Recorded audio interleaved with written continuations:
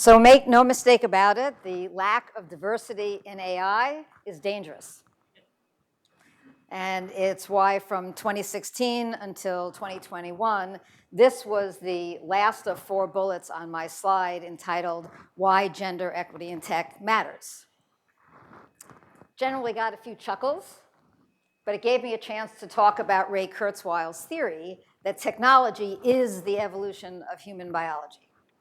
And most people can agree that they don't want to leave the design and development of the future humans in the hands of a single gender.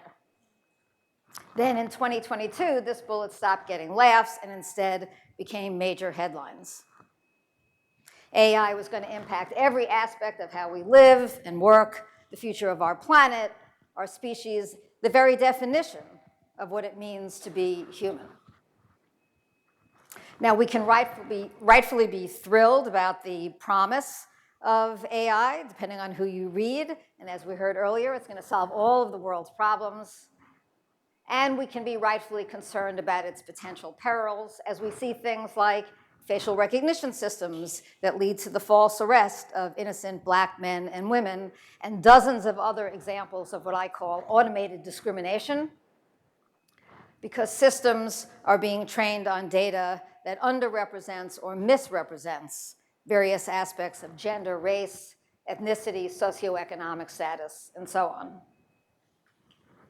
Either way, promise or peril, I believe that the first and most important determinant about whether this powerful technology is pointed at the public interest challenges we care about most, and whether it will serve to lift up or endanger society, is not based on the what or the how or the when, it's based on the who. Who is in the room where the important AI technology, policy, investment, product design, development, and deployment decisions are being made? Who's in the room asking the hard questions about ethics and bias and fairness?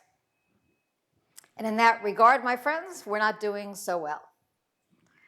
I've had a 30-year career in tech, actually starting in an AI applied research lab, and 10 years as the chief information officer of a Fortune 10 company. So I know what it looks like in the rooms where the technology decisions are being made, and I suspect most of you do as well. Just for the fun of it, here's what today's generative AI systems tell us in response to the prompt, show us a group of techies. Now, I imagine we all are familiar with the data, but just to make sure we're on the same page, in today's AI tech ecosystem, less than 25% of the workforce identify as female. And with respect to the percentages of Black and Latinas in the AI workforce, we're talking about single digits. Now, this concern about the who in tech didn't start, and it won't end with AI. Did you know that until fairly recently, artificial hearts only fit into the chest cavities of just over 50% of women? Why? Because the devices were modeled after the size of the chest cavities of the men that were in the room. So we're talking about life and death issues here, and public-facing systems that could best be described as lawful but awful, a phrase coined by the brilliant Dr. Joy Buolamwini. Thinking about, for example, weaponized drones using those facial recognition systems. So make no mistake about it, the lack of diversity in AI is dangerous. And it's one of the reasons why in 2016, I founded Breakthrough Tech, with the audacity to imagine a day not so far in the future where women, including women of color, are actually fairly represented in the rooms where technology decisions are being made. The good news is the talent is out there. We can get the people that we need in the room. What we have is a profoundly broken supply chain. A feeding frenzy looking for AI talent at the top 25 universities. Meanwhile, 90% of the women and 97% of the Black and Latina women studying tech are going to 1,300 other colleges. These students have all the intellectual and academic chops the passion and the grit to change our world. What they are lacking is privileged access to the opportunity to show what they can do. In this respect, our education systems are failing them. Why? First, in cutting-edge fields like AI, there actually is a scarcity of academic resources. So unless you attend one of those top universities, chances are you don't have access to the courses and the academic support that you need. Second, their less well-resourced universities don't have the ability to give these students exactly what hiring managers tell us that they're looking for, and that is concrete evidence that the candidate has the skills to build real stuff. What I call the resume gold of experiential learning that more privileged students get because they have the luxury of free time to do unpaid activities or through the industry connections that their universities or, quite frankly, their families provide to them. As a result, these students, and I'm talking about hundreds of thousands of students in this country alone, end up overlooked and oftentimes underemployed. Now, what we see many companies doing now, with the best of intentions, is dropping degree requirements altogether.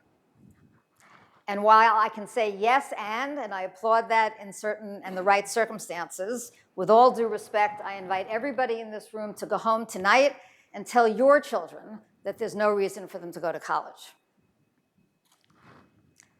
Until that happens, my concern is that we will be building a two-tiered system of opportunity. The answer actually is obvious, it's just not simple, and that is democratize privileged access to opportunity. Think about that sentence for a second. Democratize privileged access.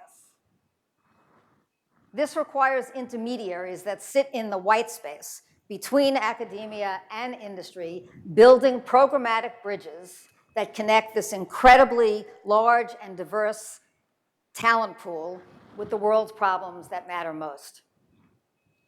That's what we do, and we are the largest AI program of our kind in the country. 4 things make this work, and these can all be done on a global basis. First, innovate to unlock access to those scarce academic resources. Second, develop partnerships, broad, deep, and systemically with industry and nonprofits to offer these portfolio building experiences that these students need. Third, deliver professional readiness training so these students know how to show up and how to lead when they have no positional power yet. And fourth, foster a community that will actually lift as they climb and once and for all, change the culture of the tech industry. This formula works, and these previously overlooked students of ours are landing paid internships and jobs at a rate of 80% compared to 10% of their peers. We are fixing a broken supply chain and launching this year alone over 1,000 amazingly talented young women into the AI tech ecosystem, an ecosystem that itself has 13,000 early career employees, only 3,000 of which are women. And so we are already having an outsized impact and, of course, have our sights set on scaling and going global. I do believe that there is a fierce urgency of now to diversify the AI-enabled public tech ecosystem. It's going to require investment and innovation to fix our broken supply chain. Meanwhile, industry is investing tens and tens of billions of dollars this year to advance AI technology.